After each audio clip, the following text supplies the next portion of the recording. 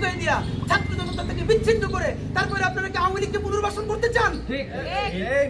আমরা যদি বাসার মধ্যে থাকি তাহলে তো আওয়ামী লীগের ঠিক মতো হয়, আর ছাত্র জনতার মধ্যে গেলে আমাদেরকে যদি নিরাপত্তা নিশ্চিত করতে না পারেন তাহলে বাংলাদেশের গোয়েন্দা সংস্থার রাষ্ট্রীয় সমস্ত পুলিশ র্যাব তাদের কাজটা কি?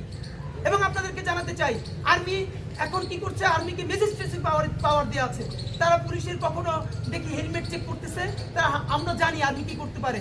বিএনপি ক্ষমতা আসার পরে 3 মাস অপারেশন ক্লিন হার্ট পরিচালনা হয়েছিল, তখন আমরা বাচ্চা ঢাকার রাজধানী থেকে শুরু করে উপজেলা ইউনিয়ন পর্যন্ত প্রত্যেকটা সন্ত্রাসী সোজা হয়ে গিয়েছিল, বড় চুল পর্যন্ত রাখতো না, গাঁজা খাওয়া বন্ধ করে দিচ্ছে আর্মির সেই অ্যাকশনের কারণে। এবং বিএনপি নেতা পর্যন্ত সবাই যখন সন্ত্রাসের সাথে জড়িত ছিল তারাও তখন গ্রেপ্তার হয়েছে।